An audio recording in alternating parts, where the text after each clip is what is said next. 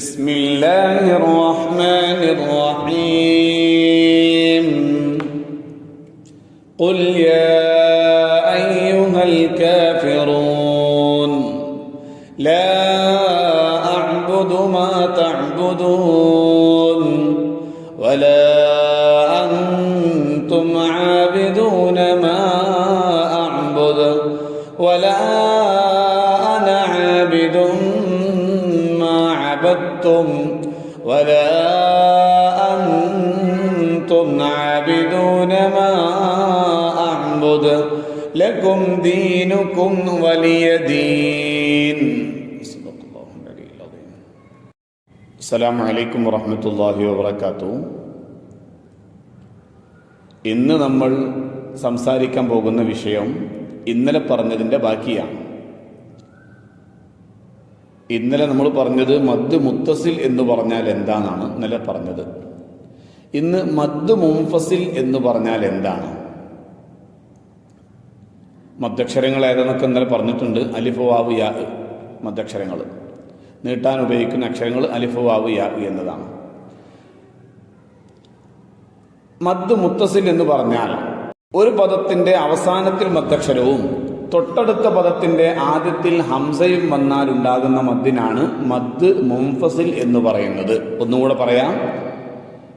ഒരു പദത്തിന്റെ അവസാനത്തിൽ മദ്ദക്ഷരവും തൊട്ടടുത്ത പദത്തിന്റെ ആദ്യത്തിൽ ഹംസയും വന്നാൽ ഉണ്ടാകുന്ന മദ്ദിനാണ് മദ് മുൻഫസിൽ എന്ന് പറയുന്നത്. നമ്മൾ തൊട്ടു മുമ്പ് ഓതിയ സൂറത്തിൽ ആയത്തൊന്ന് പരിശോധിക്കാം. ലാ അഅ്ബുദു മാ തഅ്ബുദൂൻ. ലാ അഅ്ബുദു എന്നത് ലാ ഒരു പദമാണ്, അഅ്ബുദു എന്നത് മറ്റൊരു പദമാണ്. ലാ എന്ന പദത്തിന്റെ അവസാനത്തിൽ മദ്ദക്ഷരവും അഅ്ബുദു എന്നതിന്റെ തുടക്കത്തിൽ ഹംസയും വന്നു. ഇങ്ങനെ വരുമ്പോഴാണ് മദ് മുൻഫസിൽ ഉണ്ടാകുന്നത്. മദ് മുൻഫസിൽ ഉണ്ടാകുന്നത്. ഈ മദ് നീട്ടൽ നിർബന്ധമില്ലെങ്കിലും മുത്തസിൽ പോലെ നീട്ടലാണ് നല്ലത്.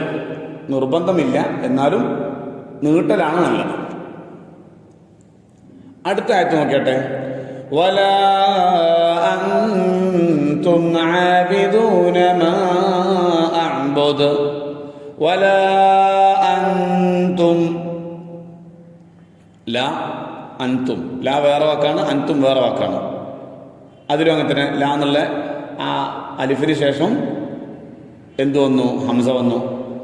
അതിന് ശേഷം മാ അഅ്ബുദ്, മാ അഅ്ബുദ്, മാ വേറെ പദമാണ്, അഅ്ബുദ് വേറെ പദമാണ്. കണ്ട, അലിഫിന് ശേഷം ഹംസ വന്നു. വലാ അന ആബിദും മാ അബദ്തും. വലാ അന, രണ്ട് പദങ്ങളാണ്. ഒരു പദത്തിന്റെ അവസാനത്തിൽ മദ്ദക്ഷരവും തൊട്ടടുത്ത പദത്തിന്റെ ആദ്യത്തിൽ ഹംസയും വന്നു.